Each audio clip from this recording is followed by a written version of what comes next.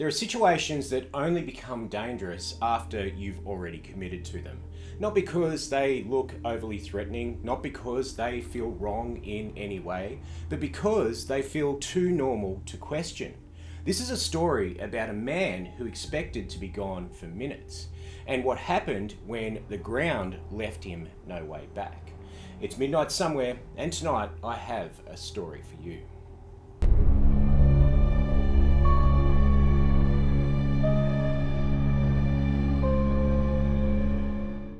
It was New Year's Day in the English countryside. It was cold, but it was nice and clear. The kind of day where nothing feels overly urgent. Stephen Winfrey was 50 years old. He was an experienced rabbit hunter and somebody who knew the land very well. Someone who had done this many times before. This wasn't exploration, it wasn't risk-taking, it was routine and something that Stephen absolutely loved. He bought his ferrets, he bought his dog, his nets, and the tools that he always used. And before heading out, he spoke with his sister and he told her that he was going hunting and that he'd be back in time for lunch. She later said that he sounded fine, he was in very high spirits, and he was looking forward to the afternoon having lunch with the family. Nothing about that morning felt like the beginning of any sort of tragedy. Where Stephen was going rabbit hunting was on a quiet stretch of parkland in Doncaster. Rabbit warrens dotted the ground, some were shallow, some were quite deep. The soil there wasn't loose, years of compression had made it quite dense and firm, so the ground was really quite hard, almost like concrete. Now, while Stephen looked for the perfect rabbit hole, he tied his dog to a nearby tree. His ferrets stayed safely in their bags, and he placed his gear on the ground while he investigated. There was no rush, just time moving the way it did when Stephen would go out and do what he loved. Now, at some point, Stephen noticed a rabbit hole. Nothing overly unusual about it, just a narrow opening on the ground, worn smooth from repeated use. This looked like the perfect hole to set up and start his hunt. But before letting his ferrets out and setting up his traps, Stephen needed to check that the hole didn't stop just a few feet in. So he crouched down and he took a look inside. To Stephen's excitement, the hole went a lot deeper than it first appeared to. So Stephen reached in to see if he could find an ending to the hole. Now, this wasn't a reckless decision. It was the kind of movement that you make without thinking twice. And for Stephen, this was quite a normal practice. Stephen leaned in a little bit further, he tucked his head close to his shoulder and he pushed into the entrance of the hole, just enough to reach that tiny little bit deeper. He narrowed his shoulders slightly with a small adjustment, the kind you make without thinking, and that is when he felt it. Not movement, not collapse, resistance. Stephen's shoulder had caught. At first it didn't register as any sort of danger, just an awkward position that he got himself into. So Stephen shifted his weight and he tried to pull back, but nothing happened. He tried again a little bit harder this time, but because of the awkward position that he was in, with his head and shoulder both deep in the hole, he didn't budge. The ground around him was solid, unmoving. It was packed so tightly from the years of use that it felt like stone more than it did soil. And that's when that thought arrived, quiet and immediate and terrifying. Stephen realized that he was completely stuck.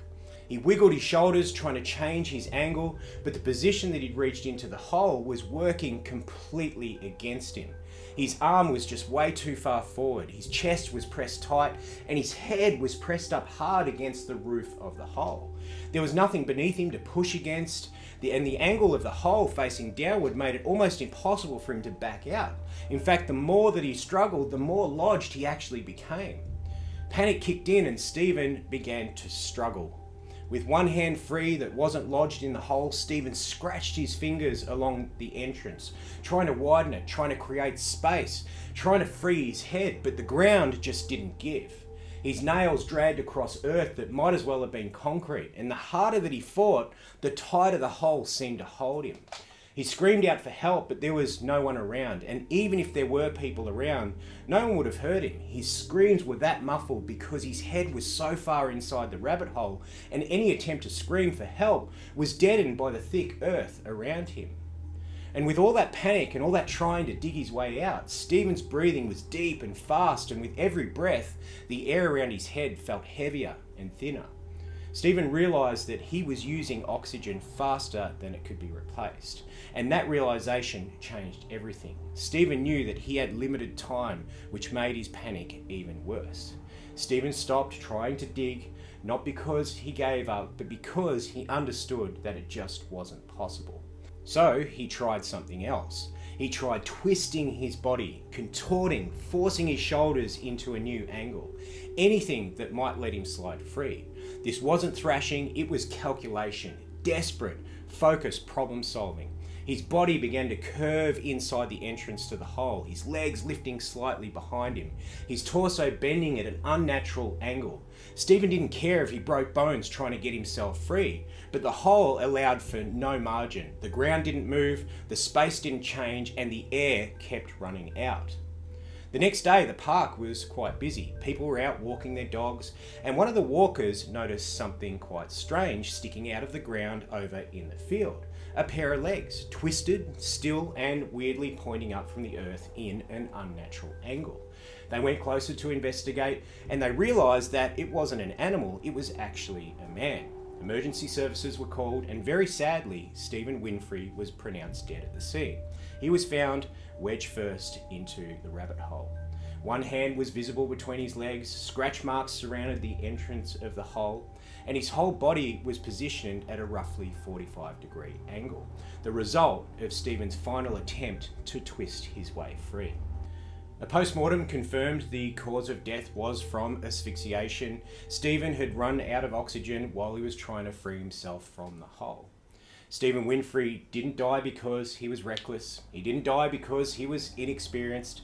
He died because an everyday situation didn't feel dangerous, because the task felt familiar, because it felt like something that would only take a moment, a quick check before he set himself up to do one of the things that he loved the most.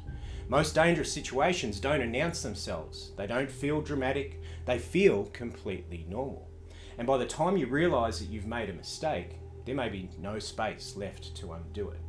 If you've ever reached into a space that you couldn't see, if you've ever trusted something because it felt stable, if you've ever thought that this will only take a second, that's how Midnight Narrator stories begin.